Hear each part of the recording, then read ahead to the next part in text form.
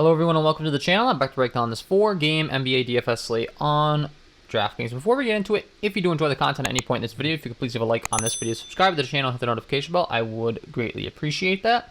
And then I do offer premium content, link below in the description. You get access to my projections, all that stuff.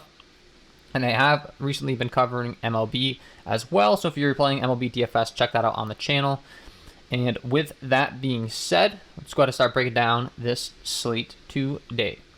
So we only got 4 gamers, not a lot of games to go around. Got to kind of be contrarian and figure out our top plays, but also could be throwing in some plays that are kind of on the really sneaky side because there's only 4 games. There is no Giannis Antetokounmpo in this first game. Trae Young's listed as questionable, and Danilo Gallinari is listed as questionable as well. If those guys continue to be out, look for Brandon Goodwin to get another start for Trae Young, and for the Atlanta side to really get a usage bump up overall. This game comes over that with a 228.5 over-under with a 6.5 point spread in favor of the Milwaukee Bucks. So expected to be fairly decently paced, expected to be, a close game, and I do think that Drew Holiday, Chris Middleton are tremendous plays, with there being no Giannis Antetokounmpo in this one. These guys are going to get big usage bumps and are definitely going to be top options on the slate. So both those guys are going to be a big priority for me. And then Bobby Portis as well at 6'8". We know what this guy's capable of on a permanent basis, and when he's finally getting minutes, he can put up big games in a hurry. I have no issue with going to him. The only issue is he's priced at 6'8" now. It's a little higher than we've been paying for him. We've been paying like the mid 5K range, which was nice, but not his price stuff. I do think he's still a viable play for sure. You can play Brook Lopez and Dante DiVincenzo as well. And on the Atlanta side, it all starts with Clint Capela, Bogdanovich. Both these guys are going to be relied on very heavily for scoring. Rebounding-wise, Clint Capela, there is no John Collins, so I really like him. Bogdanovich and Kevin Huerter as well should get plenty of shots, especially if there's no Trae Young. Really going to have to prioritize these guys because they're going to be out on the floor for a long time. And they're the shooters on the team, and it's just expected to stay close. So, got to be looking at those guys.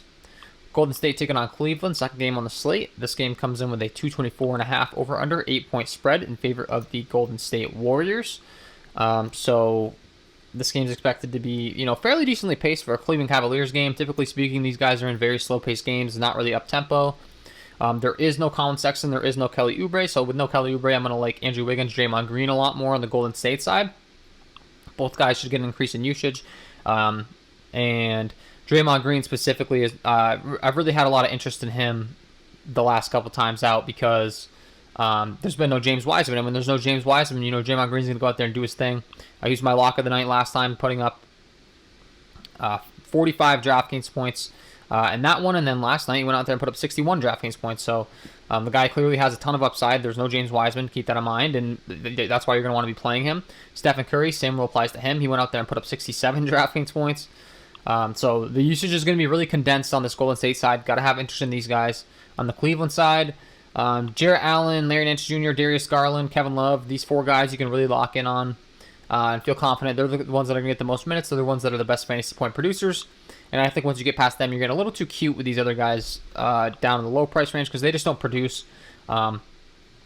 And these guys do. So, you're paying up a little bit more for these guys than you would if you were going to go down to anyone else in this team, but for good reason. And those are the guys I would limit it to if it were me, really.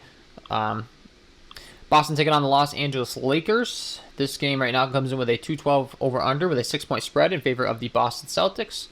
Going to be a very slow-paced game. Going to be very defensive-oriented. There is a lot of questionable tags here. Kyle Kuzma, Dennis Schroeder, Andre Drummond. Kyle Kuzma is listed as probable in the latest update, so expect him to be good to go. Dennis Schroeder is listed as probable in the latest update, so expect him to be good to go. Andre Drummond is listed as probable. So all questionable, but they're all probable in the final report here. So I think they're going to be good, full health team. Which makes things a little bit difficult to go here. Like, Andre Drummond at 6'9" would probably be my favorite option based upon his rebounding upside and everything. But even then, he's playing limited minutes. Kyle Kuzma, Dennis Schroeder, these guys are priced down a little bit cheaper. So probably leaning towards going to more of them. And then on the Boston side, the same thing. Like playing Kemba Walker, Marcus Smart. It's kind of tough to be paying up for these options in such a slow-paced game when we can pay for guys like a Chris Middleton and a Drew Holiday in the game that we talked about earlier with no Giannis in a faster up-tempo game. So that would be my approach there. And Sacramento taking on Phoenix. This game right now comes in with a 230.5 over-under, 11.5 point spread in favor of the Phoenix Suns. Expected for Phoenix to really win this game easily. But I will say if this game can stay close, there's plenty of upside to be had comparative to the 2 middle games that we talked about. And I think if you stack it up, it could be contrarian because maybe people are thinking this game turns into a blowout. And if it doesn't turn into a blowout, you capture all the upside. No one else has these guys, and you're going to win some big money. So De'Aaron Fox at 9.7 at the top, like him. Devin Booker, Chris Paul at 8.7 and 7.9. You can really lock in on them on the Phoenix side. My favorite would be Chris Paul based on the price discount. And I also think that DeAndre Ayton at 6.7 is a very viable play. So no issues with you going to him. Then you got Halliburton, Barnes, Buddy Hield. All three of these guys should get plenty of run, plenty of minutes, plenty of opportunities. So I have no issue with you stacking this game up, and you can throw in like a Jay Crowder at the bottom of the order, the bottom of the, as far as price range is concerned. So yeah, that's my overall breakdown of this 4-game slate. Before I let you guys go, I got to give you my lock of the night. Let's get into it.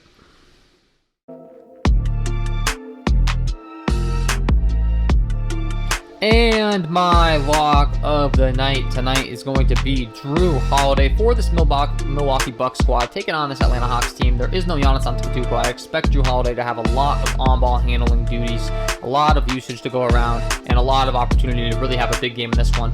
Last 2 times out, the games have turned to a blowout. He's only played 26 and 27 minutes, has put up 32 and 31 DraftKings points.